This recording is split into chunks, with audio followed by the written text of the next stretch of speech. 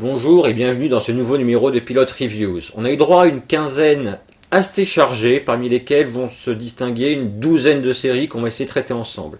Alors ça va être très varié, on va avoir droit à beaucoup de policiers, on va avoir droit à de la drogue, des prostituées, le Roi Lion, enfin je voulais découvrir ça par vous-même. Et on débute la quinzaine avec un dessin animé sorti sur Disney Channel qui ferait ravir, ou pas, les amateurs du Roi Lion. Les aventures de Simba la Houppette, Kion, dans The Lion Guard. Après avoir découvert sa destinée, Kion, le plus jeune des enfants de Simba et Nala, réunit la garde des lions composée de Fouli le guépard, Best l'hippopotame, Ono l'aigrette et Bunga le ratel. Ensemble, ils partent à l'aventure mais se retrouvent séparés en chemin. Celui de Kion va le forcer à passer par les Outlands, le territoire des hyènes. Beaucoup d'informations manquent dans le pilote de cette série lancée pour célébrer les 20 ans du Roi Lion. Comme par exemple, d'où vient l'espèce de petit tatouage à tête de lion que la garde a sur l'épaule, et même d'où vient cette garde, comment elle s'était créée, à quoi elle sert, enfin ce genre d'informations. J'avais peur que toutes ces informations ne se trouvent dans les films précédents, n'ayant pas vu le Roi Lion 2, et encore moins le 3 ou le 4. Mais au final, non. La série a été précédée d'un téléfilm diffusé le 22 novembre sur Disney Channel, The Lion Guard, Return of the Roar, qui nous permet de combler les trous. Si le téléfilm n'est pas terrible, l'histoire est un peu bâclée, l'humour a des pâquerettes, etc., la série tient plutôt bien ses promesses. Elle est respectueuse de l'atmosphère du film, tant stylistiquement que scénaristiquement. On retrouve une bonne dose d'humour et d'aventure, on a droit à une petite chanson et une morale à la fin. Présente quelque part dès le titre de l'épisode, Never Judge Again by Spots. Bref, une série plaisante et divertissante. Si Nisawa. On continue avec un petit remake, adaptation américaine de la série britannique Mad Dogs, sortie chez Amazon Studios. Kobe, Lex, Gus et Joel sont 4 amis d'enfance qui vont partir en vacances à Belize chez Milo, un de leurs amis qui a réussi dans les affaires là-bas. Tout se passe bien même si Milo, en retraite anticipée, vivant maintenant de ses rentes, semble poursuivi par un ancien travail qu'il refuse de faire. Après la découverte d'un cadavre de chèvre dans la piscine de ce dernier, nos 5 amis vont partir en promenade sur un bateau qui s'avère voler. Et là, les ennuis commencent. Le remake est l'œuvre de Chris Cole, créateur de la série originale, ce qui lui assure une fidélité par rapport à son parent britannique. Le premier épisode reprend la trame du pilote anglais, ainsi que le début du second épisode de la série mère. Et pour le moment, tout est absolument identique. D'où la question, pourquoi faire ce remake ?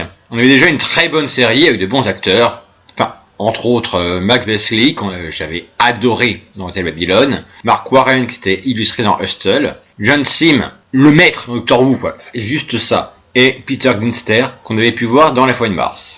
De plus, la série fait partie des Amazon Pilot Season de janvier 2015, c'est-à-dire une liste de pilotes de séries pour lesquels les usagers d'Amazon vont voter pour choisir lesquels vont perdurer. Ce remake a donc coûté sa place à une autre série alors qu'on avait déjà un excellent original. Résultat, le visionnage de ce pilote m'a juste donné envie de me refaire les 4 saisons de Mad Dogs, version britannique bien sûr, et je vous invite à faire de même. Sachant que ça tient en 14 épisodes, c'est plus que faisable. Vous prenez Urgence, vous replacez le tout pendant la guerre de sécession et ça vous donne Mercy Street sur PBS. Après avoir pris soin de son époux mourant, Marie décide de devenir infirmière pour apporter sa contribution à la société. Du fait de son engagement contre l'esclavage, elle sera envoyée à Alexandria, une ville du sud occupée par des troupes nordistes, dans un hôtel réquisitionné pour accueillir les blessés de guerre. Elle va devoir réussir à s'imposer dans ce nouvel environnement qui ne voit pas forcément arriver d'un très bon œil. La série est plutôt bien menée. Au-delà des violences de la guerre uniquement montrées par le prisme des blessés, nous avons droit à une confrontation idéologique entre le médecin-chef qui, bien que travaillant pour une nordiste, est plutôt en faveur de l'esclavage, et Marie qui refuse l'idée que l'on puisse soigner les confédérés alors qu'ils sont reçus à la même enseigne dans cet hôpital de fortune. On est un petit peu entre la serre médicale et Downton's Abbey, et on a plaisir à voir Josh Radnor sortir de son rôle de Ted dans How I Met Your Mother.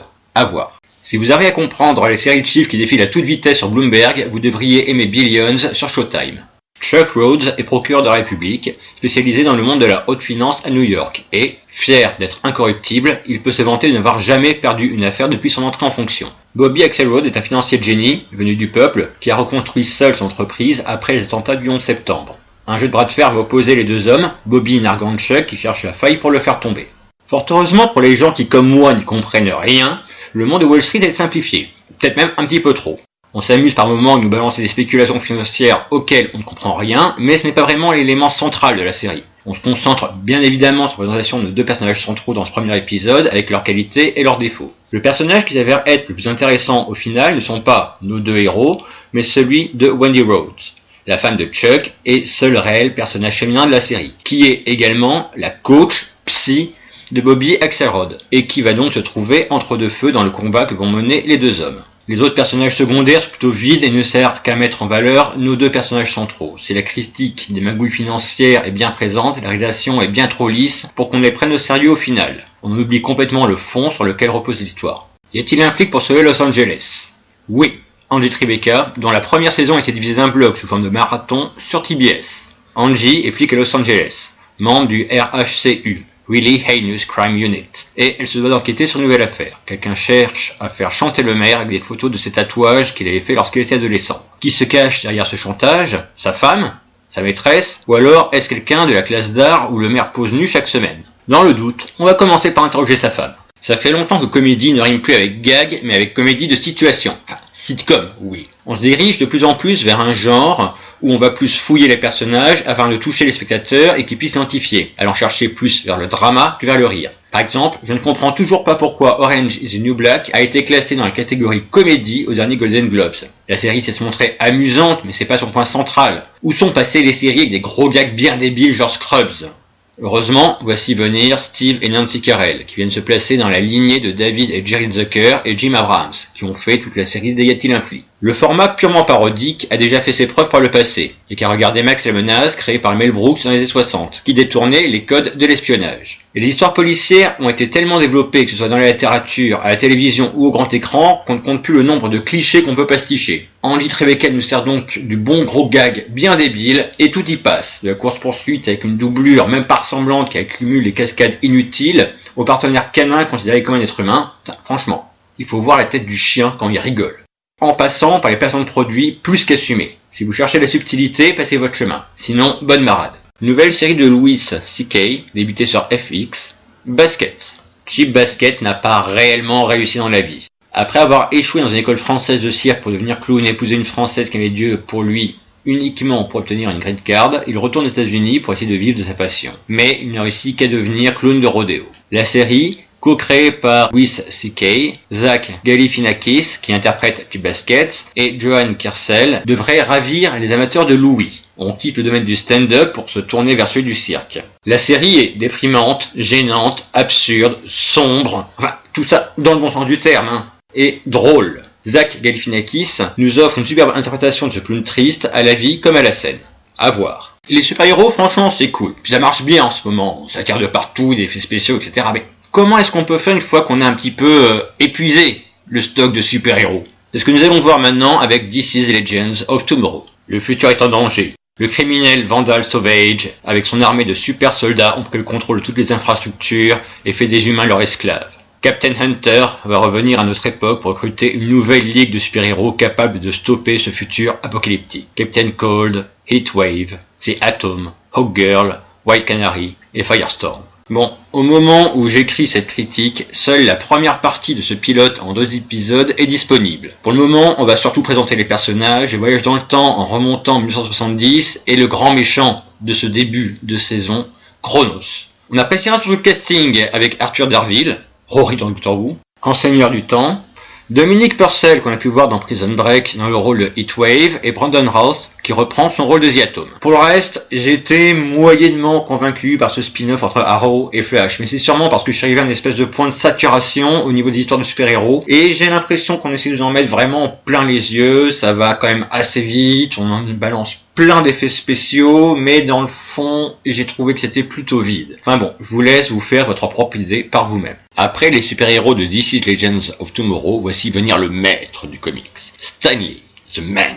Mais avec une série policière cette fois-ci sur Sky One, Lucky Man. Harry Clayton est un détective de la police londonienne, accro au jeu au point que sa femme demande le divorce et qu'il se retrouve avec seulement 3 jours pour rembourser ses dettes auprès d'un patron de casino. Un soir, alors qu'il joue à la roulette pour tenter de rembourser ses dettes, une femme veut lui servir de porte-bonheur pour la soirée et lui faire gagner de grosses sommes. Après avoir couché avec elle, il se réveille au matin avec un bracelet ancien en bronze qu'il ne peut retirer, mais qui semble lui porter chance. Le patron du casino est retrouvé mort et il est chargé de l'enquête. La série de Stan Lee commence en douceur et les scènes de chance ne sont pas encore trop présentes. Il échappe à un accident de voiture en évitant un chat qui traverse la route, Et la déposition d'une suspecte du meurtre du gérant le plaçant dans le casino le soir du meurtre ne sera pas enregistrée grâce à une coupure électrique. Pour le moment, on a surtout affaire à une série policière classique où les héros se doivent combiner les problèmes de sa vie de tous les jours, dette de jeu, divorce, et son activité de détective. Si on peut saluer le travail de réalisation qui nous offre des plans magnifiques de Londres, pour le moment, le scénario n'a pas grande originalité et le fond me semble plutôt vide. We have a small problem. They've reopened the X-Files. J'ai hésité pas mal avant de parler de X-Files ici, puisqu'il ne s'agit pas d'une nouvelle série, ni d'un remake ou d'un reboot, mais de la continuation d'un univers préexistant après une pause de près de 15 ans. Le pari de relancer une série culte est toujours risqué, et qu'à voir Heroes Reborn qui a très vite replongé dans ses vieux travers. Toutefois, vu l'importance de ce retour dans le monde des séries télé, et après visionnage du premier épisode de la saison 10, je me devais de vous en dire quelques mots. Bon alors, je ne vais pas vous faire un résumé, parce que d'une part, je ne pense pas avoir besoin de présenter la série, et d'autre part, je ne veux pas vous spoiler quoi que ce soit sur l'épisode. Je peux juste vous dire que tous les éléments qui ont fait le succès de la série sont au rendez-vous.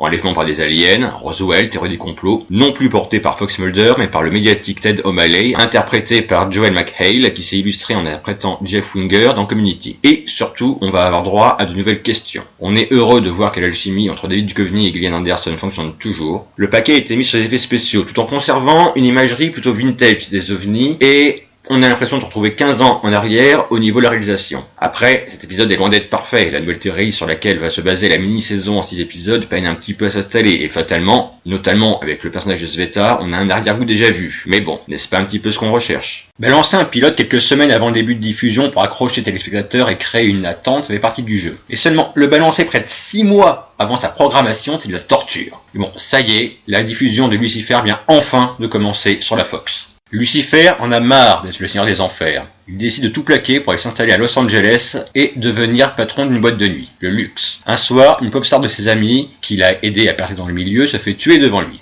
Il décide alors de partir à la recherche du commanditaire du meurtre et va imposer son aide à Chloé Dancer qui enquête sur l'affaire et qui est la seule personne à résister à ses charmes. Nous ne sommes pas ici dans une série d'horreur comme pourrait le laisser penser le titre, mais bien dans une série policière à la Castle, où une personne étrangère au service de police va venir prêter main forte aux forces de l'ordre. Le pilote repose beaucoup sur le charisme de l'acteur britannique Tom Ellis, qui incarne à merveille un Lucifer charmeur qui peut faire avouer n'importe quoi à n'importe qui, juste grâce à l'aura qui se dégage de lui. Le fil rouge de la série est également mis en place avec l'ange Amendiel, interprété par D.B. Woodside, chargé de le ramener aux enfers pour le mettre au travail. Le pilote, chargé d'humour, est plaisant à regarder, mais j'ai peur que si la série ne se repose que sur le charisme de Lucifer et son pouvoir de persuasion, ça soit au final assez limité et prévisible. On attendra donc de voir comment ce fil rouge ou d'autres dons de Lucifer seront exploités. L'alcool c'est mal, vous voyez, Jésus c'est mieux.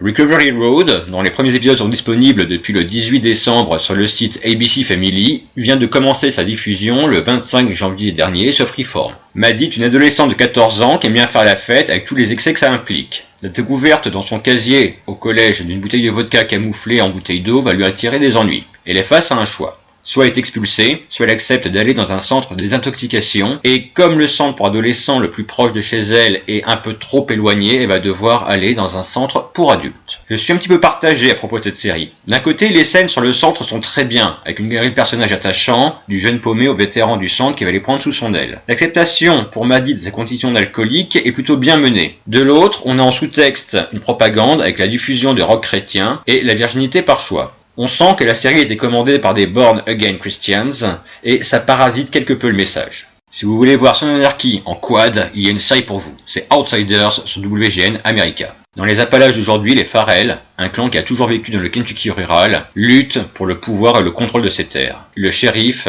Houghton, a la tâche peu enviable de dire aux clans qu'ils doivent abandonner leur montagne pour qu'une compagnie de charbon puisse la faire sauter et l'exploiter. Coupée du monde moderne, cette famille d'outsiders hors la loi usera de tous les moyens nécessaires pour protéger son territoire et son mode de vie. Lorsque l'on voit Outsiders, on pense d'emblée à Son Anarchy. La présence de Ryan Hurst, qui interprétait Hoy dans cette dernière, ne fait que renforcer cette impression. On a au final un espèce de mélange entre Justified et Mad Max, relax dans le décor de la petite maison de la prairie. La façon de vivre très médiévale du clan n'est pas inintéressante, mais ne fait malheureusement pas tout. On a l'impression de se trouver face à une série qui va peiner à développer son fil narratif, avec les Farrell qui campent dans leur montagne d'un côté, et la compagnie de charbon qui fulmine de l'autre, avec notre pauvre shérif au milieu. Et l'histoire à la Roméo et Juliette qui s'annonce, avec un des jeunes du clan et la jolie caissière du supermarché qui viennent de piller, semble un petit peu fade et prévisible, déjà vu. Bon, à voir comment ça va évoluer. Comme d'habitude, ce n'est que mon avis personnel, et il se peut qu'une série évolue dans le bon ou dans le mauvais sens par la suite. C'est assez dur de se faire une idée sur juste le pilote. Si jamais le pitch d'une des séries vous intéresse, je vous invite donc à vous faire votre propre idée par vous-même. Je vous donne rendez-vous dans 15 jours, avec un programme nettement moins chargé, mais qui sera marqué par de nouvelles séries françaises. Bonjour chez vous.